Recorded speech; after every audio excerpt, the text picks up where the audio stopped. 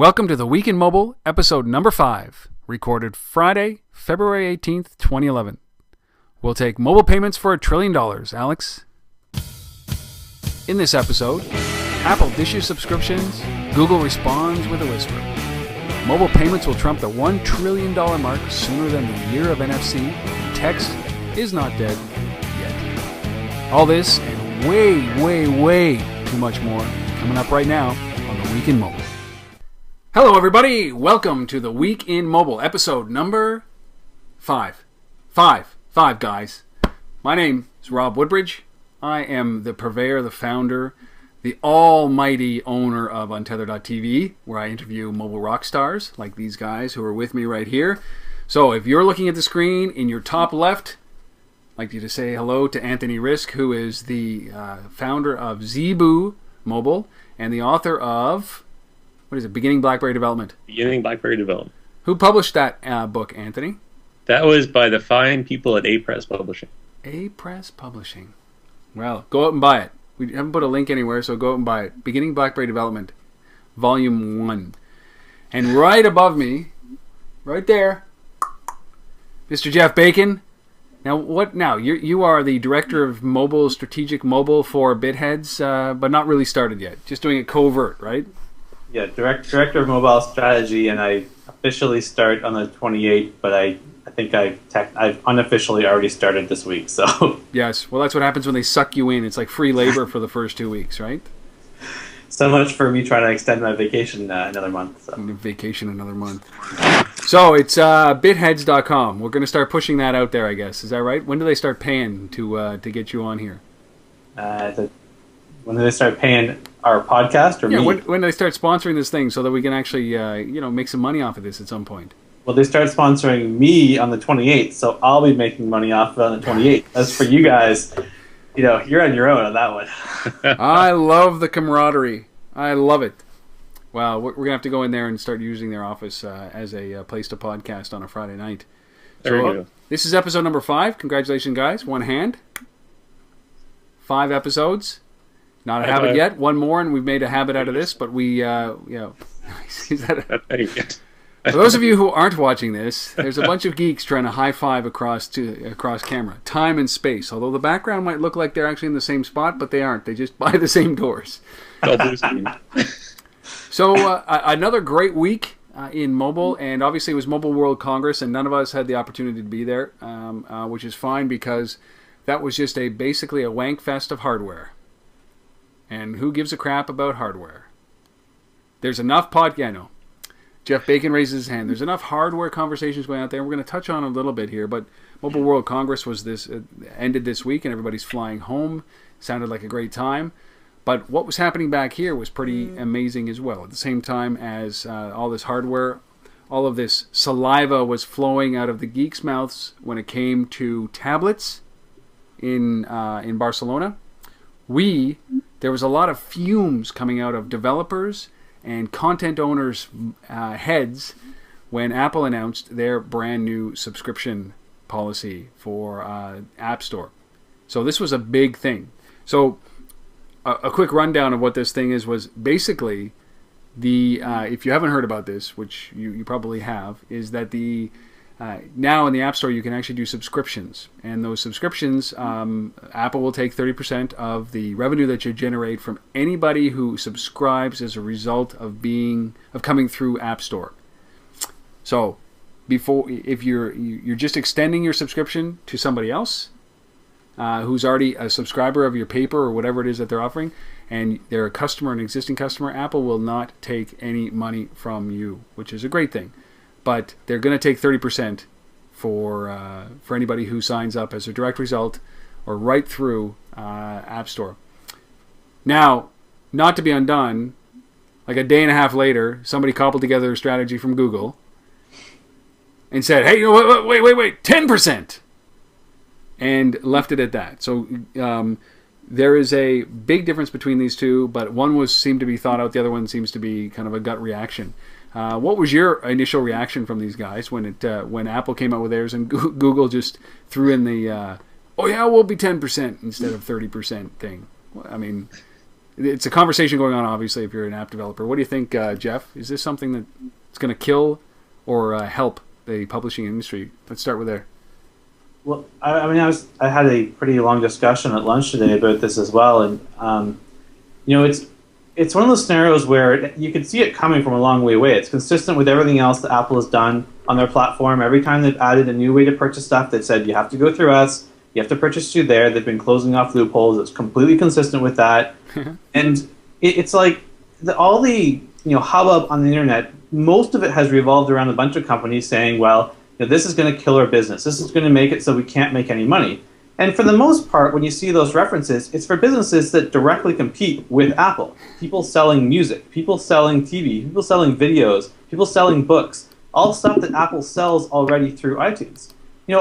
Apple does not have a monopoly on the mobile content market. They're a huge player, but they don't have a monopoly. And so the thought from all these third parties that they should be gifted the ability to make any money they want through Apple's platform just because they've been able to in the past, I think is just ridiculous. From a third party's perspective, I would say it's kind of like a dick move from Apple. But from an Apple perspective, from should they be allowed to do this and is this the right strategy for them? Absolutely, 100%. There's no reason they should be compelled to gift the ability for anybody to sell content they sell on their device on any terms other than their own. What about you, Anthony? I mean, dick move, 100%, but boy, do I wish I was in that position to be able to do that, right? I mean, every one of these companies wishes that they were in that position. See, I still come back to it's it's a dick move. I mean, I think that the subscription service, the ability to pay for subscriptions through your iTunes account, is going to be great. I mean, for anybody who's selling subscriptions on the iPad, absolutely. It's so easy to buy stuff. It's so easy to do in-app purchasing. It's going to be just as easy to do subscription purchasing. So it's going to be great for anybody selling subscriptions. But I don't know. Why does Apple do these things? Why do they? Part of it is just Steve Jobs and his enormous. Yeah, I don't think it's the money. They don't make. I still come back to they don't make that much money off of this. I mean, it's platform lock-in, I guess. Maybe that's it. You got someone hooked on to.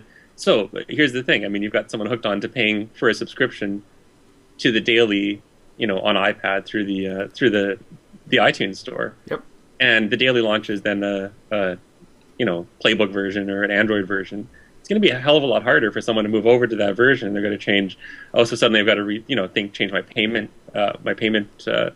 method and everything like that. So it's just going to lock me in. And instead of buying another tablet, I'm just going to buy the iPad 2 when it comes out and the iPad 3 and everything like that. I think that's probably the strategy of, as much as there is one, or it's just Steve Jobs, waving his.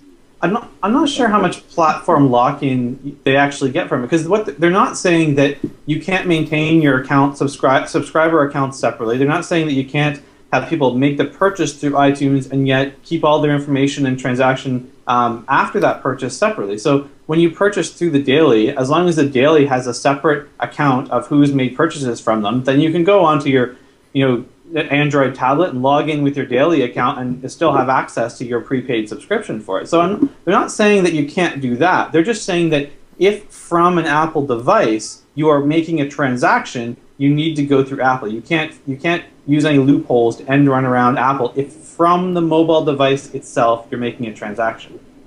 Mm-hmm. Yeah, well, it's still making it more. Well, I still think that it's.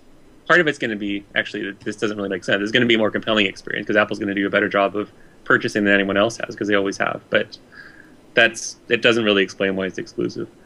Well, I don't know. One of the things that struck me about this was the simplicity with which Apple just kind of rolls these things out, and the complexity with which Google rolls things out. What Apple has is a very clear ecosystem. It's very clean. People don't like it, but iTunes is their ecosystem. Everything comes through one spot. It's implemented at the core. There's no variations. It's available on all iOS platforms, and that's it, right? Yeah. It's very simple. There's a gate around it. It's a platform, or it's an ecosystem, and they're going to take 30% of the price. They're going to give 70% to the provider. There's one mechanism to feed this through, which is iTunes. You have to be compliant with iTunes and App Store regulations in order to be a part of this. And part of that compliance is that you have to offer the same subscription capabilities in-app as you do outside of the application, and give them an option. So really what Apple wants to do is facilitate transactions inside of this ecosystem and make it a seamless, really great experience for the user. They're available it's available in 90 countries.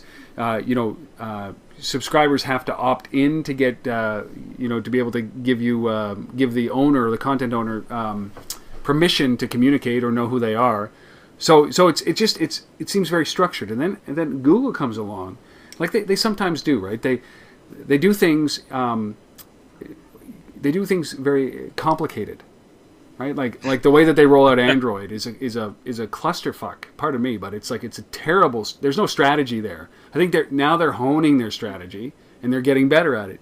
But I mean, now because it's kind of a rant here, but because Google's marketplace is optional, you don't have to put your apps in there, right? So all of a sudden now you've got well, we're going to give you 10% and 90%, but they don't need to be in there. So there's really no benefit other than volume. And we know some of those apps, because of our last episode that we did, they're not very well curated. There's a lot of crap in there. So a lot of people aren't doing the right things they're not using that as their basis. It's available on the web browser. It's PC, smartphones. It's available everywhere. You can subscribe offline or in the app. Subscribers are automatically opted in. You have to opt out. And it's only available in the US, UK, Canada, Germany, France, Spain, and Italy.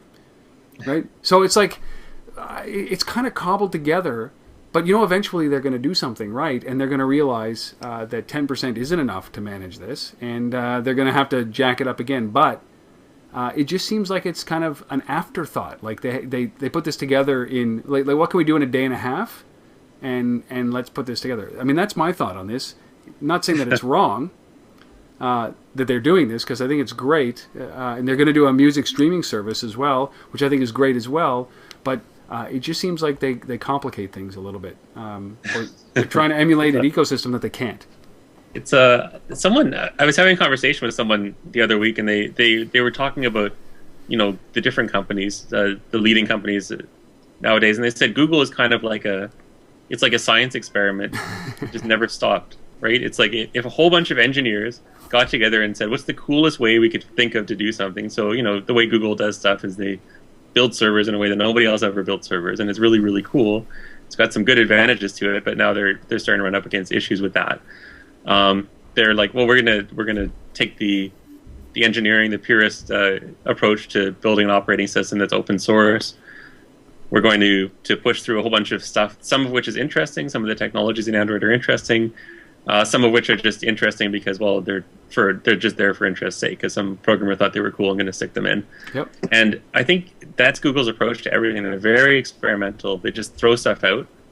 I don't think they're thinking. I don't know. They have some long-term fuzzy vision, but they're not thinking in terms. They're even less of a. They even want to be a media company even less than Apple does. Yeah. They don't want to be a media company. They don't want to sell products. They just want to keep everything open so they can continue to dominate advertising. So they're just trying to. I think that a lot of it is just trying to throw confusion into everybody, in some way, hopefully, to drive revenue back to what they're doing. Their core. Core, and it's their whole 20% philosophy to just throw a whole bunch of things out experimentally, see if we can get a lot of people using it, figure out some way to make money with it. They don't really have they're not a business-driven company. They're a experimental hacker-driven company, which they've been successful, but that's what they do. So I don't know. I don't think there's a huge vision around this. I think it was probably, 10 of the smartest engineers on the planet that work at Google over a weekend hacked it together and threw it up on App Engine or something. But wow. You have to look at what Google's core business. You hit on this at the end there, Anthony, in terms of advertising in their core business. So, I mean, Google's core business isn't selling Android, isn't selling devices, isn't doing a lot. They make money on advertising. And their strategy on making money on Android is to make money through advertising, right? Lots of eyeballs looking at things. So, I don't believe it takes 30% of what the revenue in the store to actually run the store. I don't believe that's the number of where that's profitable. I think it's much lower than that. And, Google looks at this and says, well, how do we want to make money on Android? We want to make money on Android through advertising. We want to get Android into 1 billion people's hands. We want to have content on 1 billion devices which we can make advertising revenue from. So what are all the ways in which we can get more devices out there and more people using them? Well, more content helps sell more devices. Well, how do we get more content? Well, what about having subscriptions? Well, how do we get an advantage on subscriptions? Well, let's take a hit on the cut. So we say it's 10% instead of 30%.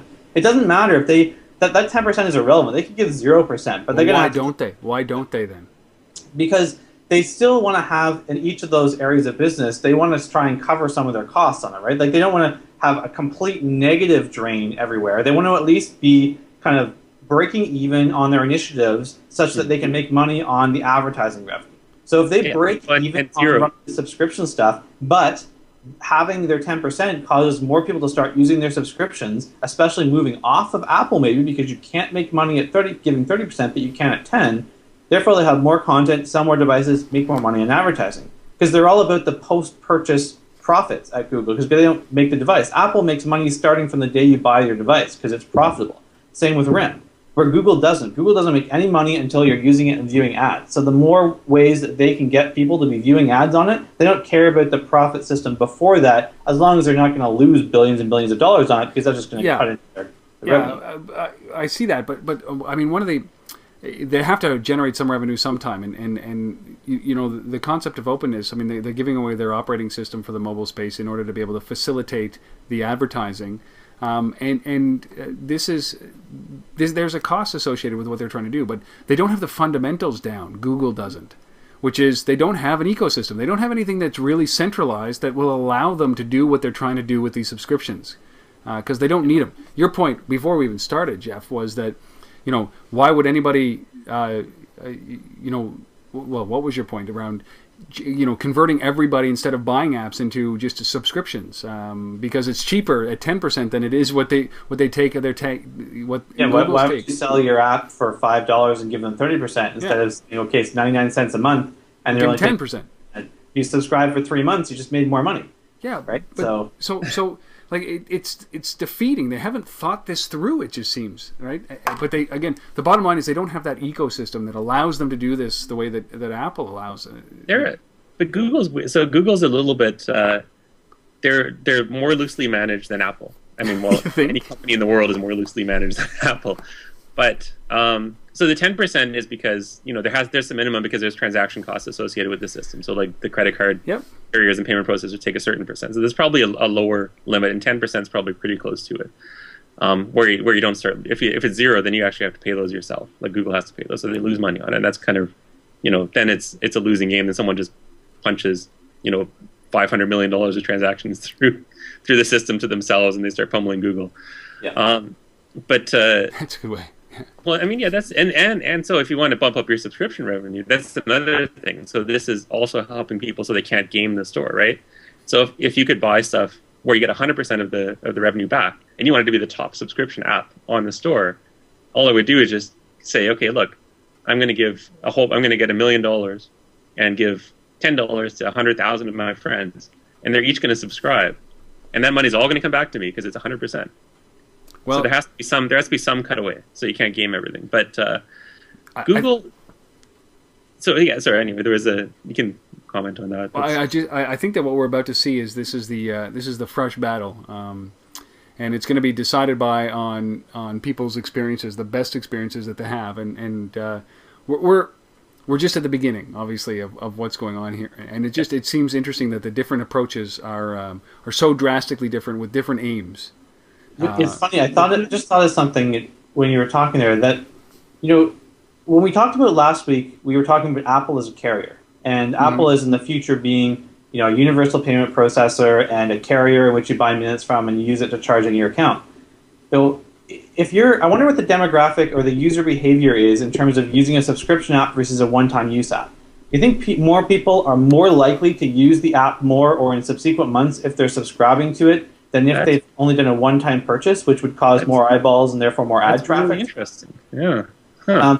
That could be a potential. And then if you look at it like, okay, well, if you start getting everybody towards a subscription, well, people are already subscribing to their mobile service. So is there a future leap where that barrier is smaller between paying for a mobile service and paying for content, and that instead of paying 99 cents a month for every piece of content, that your wireless carrier gives you, 10 credits a month on your bill. So you get airtime for minutes, you get data, plus you get credits that you can use for content. And whatever content you use, you start having those credits on. Because it's all subscription and all the apps are based on it, basically what you do is you tie into what the carriers are charging every month. And so it becomes more like when you buy cable TV, where you don't pick a per channel basis, you pay, $100 and you get everything. And everybody on there gets a small slice of it, and it's divvied out however it's divvied out. And there could be a kind of future path that evolves there, and the more content you have on subscription, of course, the more valuable that bulk purchase becomes. Okay, so that's the RIM strategy right there, because of their relationships with the carriers, 100%, and their inbound billing, on bill billing that they've established with the carriers. You've just defined how RIM is going to roll out their subscription service. It's going to be in conjunction with the carriers, because nobody else is doing it with them. Somebody has to play with those guys.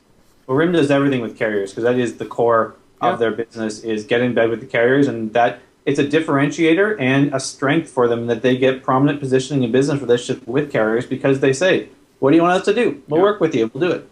Mm-hmm. Well, I mean, it's an easy transition from this story, because I think we've just pounded it to death, into one of these stories that were released this week. That actually it was it Gartner? No, it wasn't Gartner. Yankee. It was the Yankee Group. Yeah, the Yankee Group came out and talked about the global mobile transactions are going to reach $1 trillion in transactions by 2014. We're sitting somewhere in the realm of 162 billion for this year, and kind of scaling to that. They're not very specific about what they're talking about, what constitute a mobile transaction, but that seems to me a really interesting number. But it seems pretty low.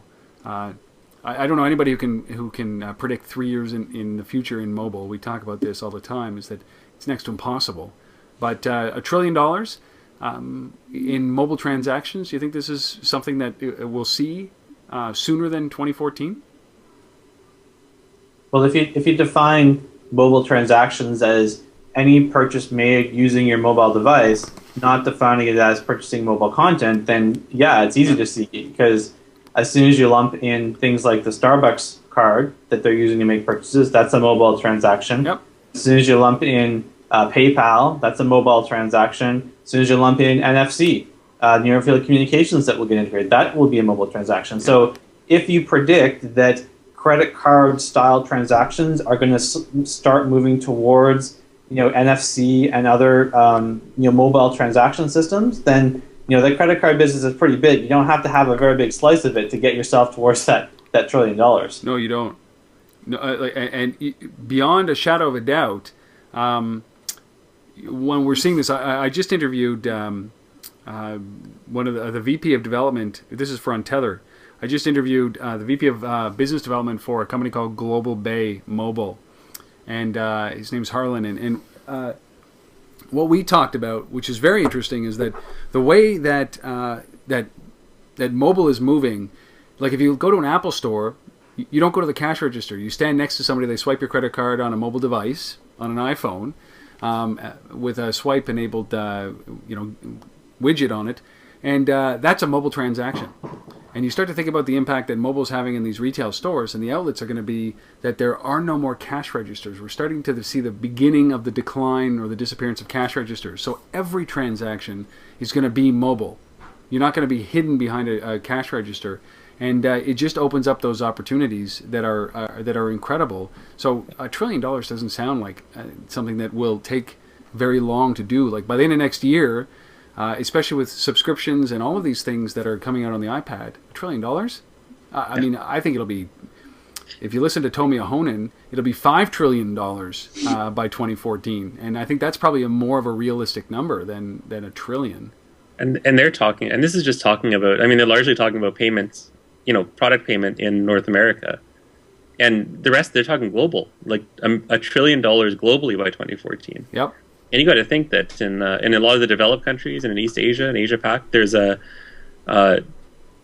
big business in mobile banking and money transfers over mobile. So even in East Africa, there's billions and billions of dollars a year being transferred, and these are countries with like a GDP which is like 1/1000th the size of the States, but there's billions of dollars being transferred between millions and millions of people, and this is just a tiny little portion. Something like that takes hold in North America, where you can transfer money easily. So PayPal mobile, something like that, or ZoomPass, or something, a tiny fraction of what's happened in Africa and the developing nations, and yeah, $1 trillion seems tiny. $1 trillion seems really small. And yeah, and on top of that, the mobile point of sale systems, like you already see, small shops with laptops and modems. Yep. And that transitions easily to a tablet, which I guess then becomes a mobile device, or an iPhone like Square or something like with a Square device or something like that on it. But yeah, it's $1 trillion. Same guys that predicted 2 million iPad sales in 2010. Whoops, missed it by a bit. Yeah. Well, it's interesting, Anthony, that you bring up Asia Pacific because another part of this that the Yankee Group is talking about is that Asia Pacific is going to be the most dominant place where these transactions are having mobile transactions, and it's just so obvious. It doesn't take a genius, it doesn't take the Yankee Group to tell us why. It's because, the infrastructure for landlines and internet wasn't there. We've been talking about this for 10 years, that's why mobile adoption in Asia and Southeast Asia has blossomed compared to North America, because we got used to the fat pipes and big screens. So EMEA is going to be, not only that, they're much more aggressive in the banking side. There was an announcement today where a credit card enabling company managed to work with all the banks in EMEA and Asia to start to enable these kind of things, these transactions. And it doesn't take a genius to figure out that's where this is going to be led by. Hey, I said last week, remember HTC, they're looking at Asia, they're not looking at looking at North America. That's right. It's the big market. You said it there. And they have been for a long time. So, and NTT and NTT Docomo and everything led smartphones in North America by a lot. And I still remember the first color, mid-P phones that we saw that could run apps that we bought for I think Magmic bought for $750 or something from Singapore or Taiwan or Malaysia or something like that, and got it shipped over because you couldn't get them in North America. And you still probably can't. Yeah, that's true. But it just shows you that what we're on the precipice here is I don't think anybody understands the impact that it's going to have, because when you just take some of these industries that are ripe for the picking, like retail, and anything that has to do with a transaction of any point, right? With the incoming influx of devices with NFC, that's another thing that Mobile World Congress promised, was every device with NFC, and there's one, which is the Nexus S by Google, or the Android Nexus S, and they're doing a trial in Oregon right now with NFC. But it's just like electric cars and alternative fuel. Is that people think that 2011 is going to be the year of NFC, but you need the infrastructure to be able to charge those cars as you're driving from coast to coast. And the same thing, you need the NFC infrastructure to be in place, and it isn't, because the cash registers are still in existence, and there's nothing. Nobody's, not even Starbucks is gearing up for this yet. So, and we're already a quarter in almost to 2011. It's not going to happen this year. Yeah, I wish the thing holding back mobile payments was as easy to solve as the conspiracies around electric cars not being available, which I totally buy into, by the way. And I'm not a conspiracy theorist, but I totally buy into the reason that there's not electric cars is oil and big car oil companies conspiring against it. But and I wish it was as easy to solve as that in mobile payments, and that it was just that there was a few companies that were trying to conspire against mobile payments. But no, it's you're not right. like The that. reality is, it's not that nobody wants mobile payments. Everybody wants mobile payments. It's every company out there would prefer mobile payments. There's no cheaper way to do it, and it's just a matter of having. How many million places are there just in North America alone where you can use your credit card? Yep. It's crazy, right? There's Look how long infrastructure. Interact took in Canada to take over so that you could use your Interact debit card everywhere. When that came out, there were still places that didn't take it. Now, now for the last 5 years or so, it's been everywhere. But, it took quite a while to catch on. So when you think of that, putting mobile out there on that same scale is... Well, and not to mention that, 30% are carrying the devices that are capable of this right now. The smartphone owners, and it's going to, even if that goes up to 50% in the next year, you're still there's a lot of have-nots. And for Interac or debit machines, there are pieces in the States that still don't have that. Right? There are places where you cannot use debit cards, and in Canada, it's a travesty. Our biggest franchise, coffee franchise here, is not Starbucks; it's Tim Hortons, and they just started accepting debit cards. Well, that was not because they didn't want to. Well, that was because they didn't want to technically. That was because they were trying to move people through the line faster, and they thought, stop ordering sandwiches in the takeout window. Yeah, the cash would move them through faster. But that's exactly the problem is businesses that wanted to keep people moving faster didn't want to use credit cards because you had to dial through and then sign the thing. Didn't want to use Interact because you had to dial in. But mobile payments, the speed of transaction is so much faster on it that's much more attractive for someone like Tim Hortons. If you can just bump your phone against it to do it, like that's even faster than counting out 15 cents, 16 cents, 17 cents. Because the old lady in front of you has like a million dimes. Like, wait, I have that in my wallet as well. So and that's the jerk like in front of you has exact change. And that's where. Wouldn't it be great if the app on the phone actually made you slide up the little coins? It actually opened up the purse. Somebody's going to do that. Somebody's going to do that. Hilarious. But yeah, like the mobile phones are already there. People are so even 50% now. But what's the turnover rate for mobile phones? Was it 12 to 18 months for somebody to get a new mobile phone? Yeah, it's going to rapidly get to the point. So RIM said they're going to introduce NFC on every device. Yeah, every device. So within a year and a half, every BlackBerry on the market, for all intents and purposes, will have NFC. Yep. Same thing with Apple. If they introduce it with their next device, in a year and a half, everyone will have NFC, and then at that point, it sort of makes sense. But Anthony, they've already got this great mobile payment system called credit card and debit cards, right? This is a mobile payment system, and it just seems like the the best thing that I ever saw. This was Amazon Kindle's advertisement. Okay, you ready? Now you can take your book anywhere you go. I'm like, wait a second, you're right. But I could do that today before. So we went through all this complexity to get so that we can actually, take a book on your Amazon Kindle, your iPad. You can lend somebody your book. You can borrow a book. Where you could do that beforehand, but they just made it sound so cool. So we've got a mobile payment system right now in credit cards and debit cards, and they can't even get the chip cards unified right now.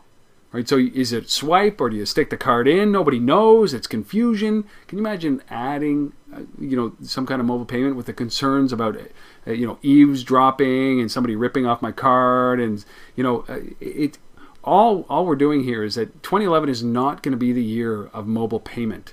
It's going to be the year that we move a little bit closer to it. But what it is going to be is the year of the coupon, which is ridiculous. Because anytime you can get a deal, you can do this. And part of this this Yankee Group report was that by 2014, again, I don't know how they come up with this, we're going to go from, this year 2.7 million coupon users to 34 million coupon users. And I just don't get that. And they also say that NFC will take off. They'll say the number of NFC, and this is what they gauge it on, the number of NFC-enabled phones will grow from just 834,000. And I haven't seen one yet. So to go they're from, all at Google. Yeah, people at Google using them. Go one, and then to 834,000 in 2010. Like, do you know anybody who's actually carried an NFC-enabled phone in 2010? Do you guys? I think it's like Steve Jobs. Well, not 834,000 of them. Well, maybe in Asia. Okay, yeah, so that's true. Yeah, probably in Asia. Anybody out there who's actually used or seen an NFC phone in Asia, let us know. But they're talking about to 151 million in 2014, which could be about 15%, I think, of the estimated smartphones that'll be distributed at that point, or even less. And the value of NFC-based transactions will explode from 27 million now, or in 2010, to 40 billion with a B in 2014. These aren't numbers. This just feels. I mean, mobile transactions are NFC, right? So it's just more noise. So Rob, you brought up a good point. That what's the advantage to the consumer in NFC? Like Kindle, there's a clear advantage in Kindle that you don't have to carry around 500 books. Yeah, but how often do you? Like, I don't carry 5. But that's their advertisement. They say. You know what? You can carry 1,000 books at a time. Like, anyone who's ever been on vacation who wants to take a stack of books, like on a cruise or a all-inclusive resort where you're just sitting and reading. Yep. Any student who's ever carried a backpack full of like 100 pounds of books. Oh, that I can see, but 10. Okay, 10, but still 10 books versus like a 3-ounce thing. But NFC, I don't know. So I can totally believe the 151 million number. Yeah. Because. So can I. It's 3 years away, 3 to 4 years away. Well, I think it's low. I think it's, yeah. So all it has to do is, RIM and Google and Apple introduce NFC in their devices, and then boom, it's there. But yeah, like, is there an advantage? I mean, I don't have to carry around a bunch of cards, but really, is that?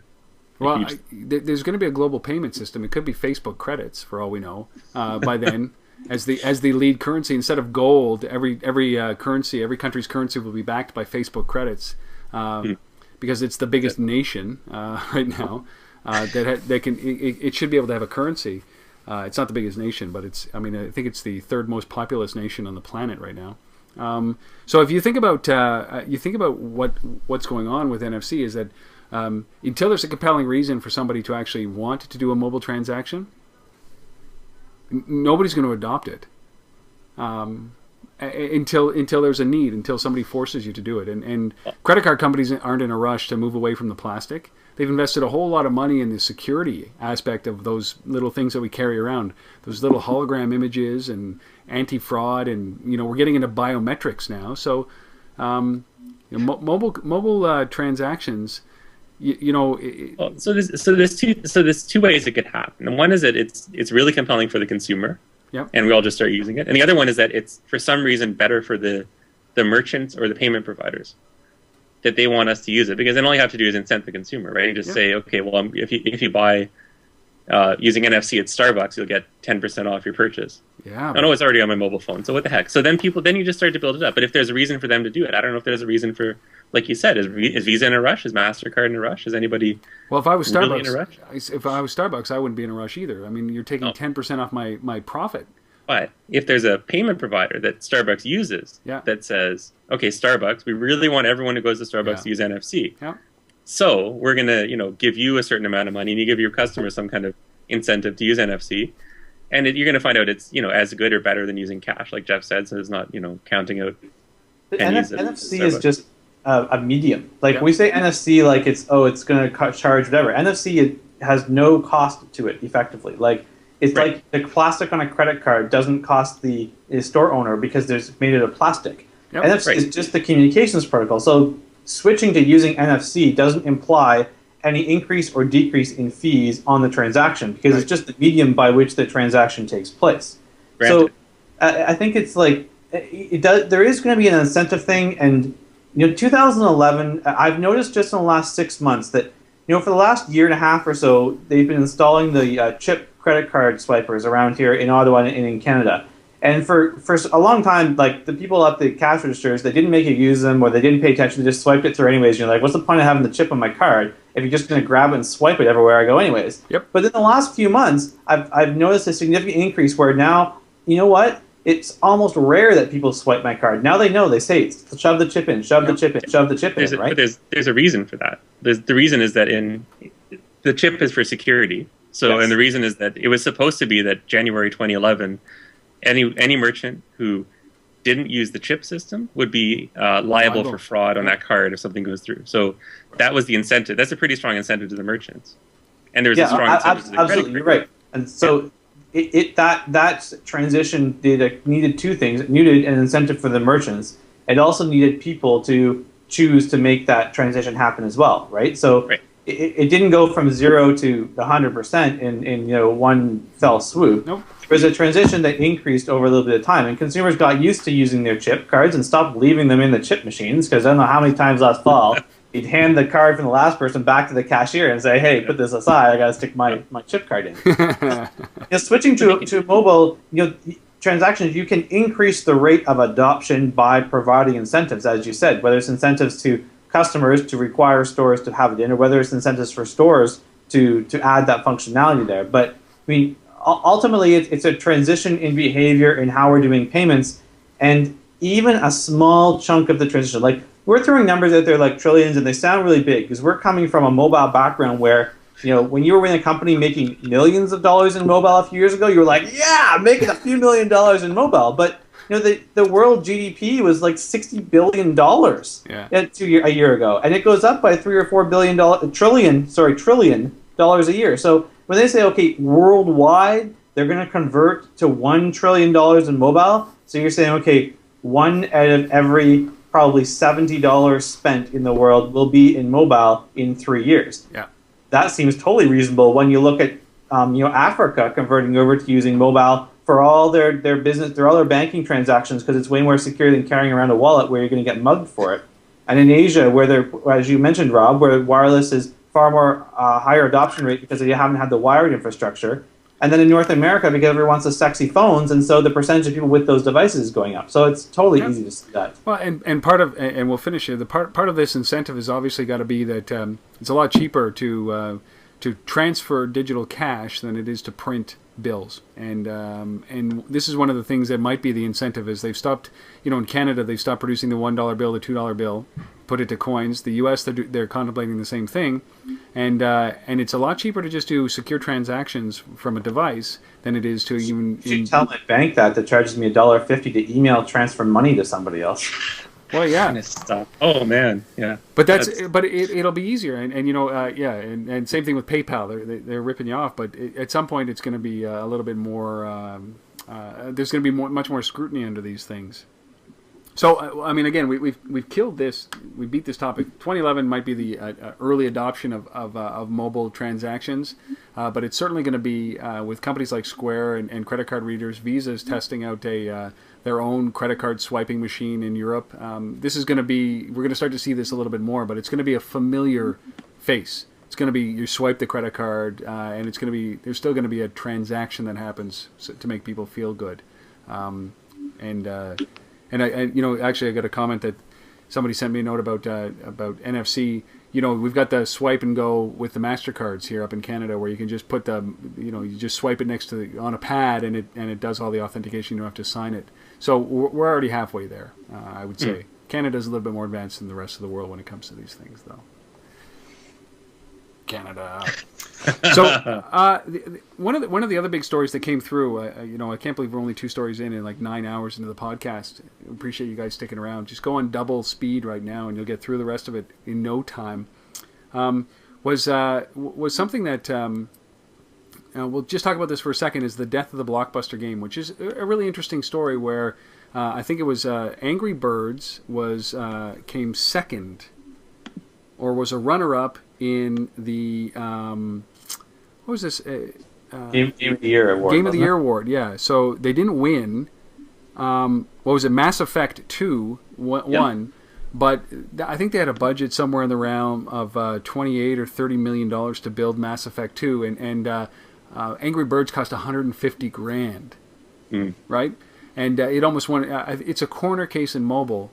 But is this, we were talking about it just before we went live, is this kind of one of those, a real trend where people are gaming for gaming's sake? It's a casual game like Angry Birds, and it's going to be like, like low-budget films were 10 years ago, where everybody was trying to spend $1 million to generate 20 in revenue, as opposed to the blockbuster Independence Day type of movies? Or is this something that really is going to have an impact on the gaming industry?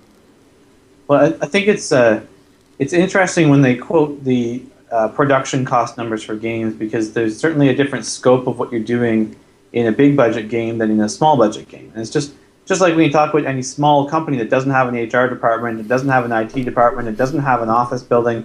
There's a lot of those costs that when you're a small company you don't have, and as you're a larger company you just have a lot of other fixed costs that are built in. Yep. And additionally, I don't know whether that $150,000 quote is like what they spent on the game before day one of it launching, because I guarantee you in the last couple of years they've had people working on that game, and they've been making more than $10,000 a year in salaries for those people. So the cost of doing that game, I mean, maybe it's $600,000, maybe it's $750,000. Yeah, still an order of magnitude lower than some of the big blockbusters, but the cost of developing a mobile game is very fluid. You're talking one platform, and you have to maintain it over time. The social gaming world, everyone you talk to that's done social games says it costs more than you think it's going to cost to run a successful mobile game, because it isn't ship the box to Walmart and have people buy it. It's ship the game on the web, and 2 days later, fix some bugs, ship it again, and a week later, ship it again, ship it again, ship it again. You're shipping the game every single week. So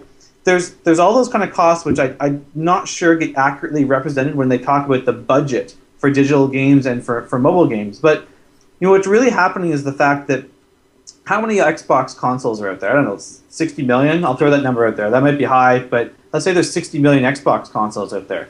Well, if you sell to 1% of people that own Xboxes, you're selling 600,000 copies of your product. You got to spend some money to get a good game and a high-definition monitor, rendering that on that platform, and doing the marketing and sales into big box stores to get that content out there. That's why it costs $60 for the game. Where on a mobile device, what did Apple ship 50 million iPhones last year? Yeah. Like, the market is so much bigger. 100 million iOS devices, yeah. Right, so right away, you have double the number of iOS devices out there as Xboxes right now. So you only have to have half as many people purchase your game. So right there, you can cut the cost of the game in half. Yeah. And if we all think that the marketing and shipping and distribution costs on a boxed game eat up a significant percentage of it, if you looked at what does the actual, what is that game being sold for when you take off the distributor and the manufacturer of the discs and the marketing and all that kind of stuff that you don't have to do for a digital game, if you said half of that might be $5. It might be what mobile games are actually costing right now because they don't have all those other expenses with it. So, the death of the blockbuster game, there'll always be a place for high-budget games, but the ecosystem is changing to mean that some of that budget may have to be distributed across the life of the game versus the initial cost of development. Well, I think you hit it. You hit everything right with that, and I just wonder if the shift in the way that people think about the gaming industry, even with social gaming like Farmville and Cityville and all these other ones that have hundreds of millions of users now, or 100 million plus users or game players, are just shifting the way that we think about games in general. The likelihood of me spending $60 on any game going forward is next to nothing, but the likelihood of me spending $40 on a game for my kids is very high, right? And I think that's really, there's probably an age range here, but I think that we've inadvertently adjusted our expectations about what we're willing to pay for a game, and thus, we saw like basically a hockey stick curve in the cost of production for video games, and I think it's going to adjust itself like everything else does. And in 10 years from now, those budgets will be back up there because it'll be a much more immersive environment. We're going to start to get into real 3D, Princess Leia R2-D2 kind of technology at our fingertips, where we're going to be playing the games, kind of like your little Xbox Kinect there that you so love, Bacon, because you can play your Grey's Anatomy surgery game while you're in there, right? I'd also like to see, if you look at someone like Zynga, and people quote the cost of doing digital games as being lower. Zynga's first game probably only cost them a couple $100,000 if that to do. Yep. But how many games have they built? Let's say they've built 20 games over their life. How much money has Zynga spent in total in all of its costs as a company? Because that's what you have to budget for. They're corner cases, man. Like $50 million. So they just spent. Yeah, but they were 2.5%. So they were talking about with the blockbuster games that to be profitable with a big $50 million game, you got to be one of the top 5 games in the year. Yep. Right. So. But that's the goal. But if you're going to be a top 5 game, so Angry Birds is obviously the top game, but why not be a top 5? It's a lot cheaper to aim to be top 5 mobile. So if the budget's 150, or if it's like $1 million versus if it's I don't think they spend $1 million in Angry Birds. Maybe they have across platforms. But if it's $1 million versus 20 million or 50 million, you can take a bunch of shots and produce quality games and make a ton of money if any one of them hits the top 5. It's still lower. Say good number. I think you use the number 20 million and the number 1 million there, right? Is it a 20-to-1 shot of hitting a top game? Just putting a game? No, I'd say it's not. I'd say it's worse than a 20-to-1 shot. So you could try 20 times at $1 million each and not have a successful game, or $20 million once and maybe not have a successful game. But it's like the movies. The top movie in the year, the guys who spend $500 million on the movie, they have to be one of the top 3 or 4 movies of the year in order for them to make money as well. It's the nature of the entertainment business that if your budget is lower, you can afford to have lower sales, but you have much less of a chance of being one of the breakout hits of the year. If you spend more money, up to a point, obviously, you increase your odds a bit of breaking into the top charts and increasing your revenues off it, but your costs are higher. So you got to weigh that, risk-reward scenario on it. Yeah, you just don't hire Ben Affleck as an actor in your movie. You're guaranteed of getting one of the blockbusters. Sorry, I like Ben Affleck. Poor guy. Well, all I wonder is, and maybe somebody's out there, give us some feedback, untether@gmail.com, about figuring out if this is indeed going to have an impact on what people are building and how they're going to build. If Anthony's right, back when we were at Magmic, the cost of building a game was cheap. It was 25 or 50 grand to build a game that you could go and sell online. But now, to do it right, it is $1 million plus right now on the mobile platforms to be able to get it on every platform and to roll it out and have a hope in hell. And if you don't have that budget, don't do it. But a lot of people don't have 20 million. A lot of people don't have $1 million. But it's a lot easier to raise that than take a flying leap. But it's an interesting thing. I wonder if this is the death of the blockbuster game, like it was the death of the major motion picture with the Blair Witch Project. And that didn't last, thank God, because everybody was leaving the theaters puking. And So, very, very quickly, there's a number of stories that I wanted to grab. One of them is that we talked about this early on, which was Mobile World Congress. It was like announcement after announcement about devices, and one of the big it's Tablet Central, but just like CTIA was, just like every one of these conferences, it's like everybody's announcing tablets, and we think that they're going to come out sometime in the spring, which is great. But one of the companies that was rumored to have have a device out there was Facebook, and they didn't. But the beauty of what Facebook is that everybody else is building a Facebook phone ultimately. And I really am interested to know from your guys' perspective what that really means, because this could be a really big influencer in Facebook in the mobile space when you start building devices, when manufacturers are building devices with Facebook shortcuts built into the hardware. Like that's pretty huge when it comes to the mobile industry. Wouldn't you say? Facebook is a utility on the web, right? So everyone has got Google built in as a search engine. So why not Facebook? Yeah, but I'm talking about like literally like hard buttons that say like Facebook Friends and Chat and what does that mean? Unified it's arguably inbox. the most popular site on the. I don't know. It's arguably the most popular site on the web. So I mean, I fire up Safari on iPhone and I've got Google. So why not Facebook right there? Wow. Is it any different than what computer manufacturers did in the 90s with AOL links on their desktop? Like it's the number one online service right now. AOL was the number one online service in the 90s, and so everybody put an AOL link on the desktop when they shipped. So it was a self-fulfilling cycle that AOL became number one, and then everybody shipped AOL. So just by numbers, they had to be number one. So Facebook's in that position right now where it's attractive enough that everybody's willing to put those functionality in. Will they die like AOL did eventually? Probably. But wow, you heard it here. The death of Facebook. The death of Facebook. Well, so let me ask you guys, do you think that there's a Facebook phone coming down the road, or do you think that this is just total speculation, and why would they do it? I think why would they do it? Because they have, what is it, like 40-something% of adults in the U.S. are on Facebook? Oh, yeah. I heard that somewhere. At least, yeah. So why would they do that? I agree. I think everybody else is building Facebook in a phone, so why would they? I'm with you. The Facebook app. They did it. Yeah, I know. They built Facebook and put it on all the Blackberries. So. Yeah, I'm with you on that. There's no point in doing it. Last story that I want to touch on, which is SMS. Texting is dead because of smartphones, right? And this is such a North American centric thing, where we know, because we're Canadian and we know BlackBerry, that part of BlackBerry's appeal is BBM, the BlackBerry messaging system. We're trying to figure out why. Because email is a universal platform that doesn't cost any money because it's part of your plan. But two things that struck me. One of them is that this was obviously the Chinese New Year, and during their festival, a 7-day festival in February, there were 26 billion text messages that were sent during those 7 days, and that's a pretty incredible number. And that's actually comparatively up from the year before by about 18 or 20%, which is incredible when you think about where text was supposed to be a dead environment. And then a company that is based on Twilio, the Twilio infrastructure, called GroupMe, which is a group messaging system, does 1 million messages or text messages a day. And it's probably less than a lot of other services.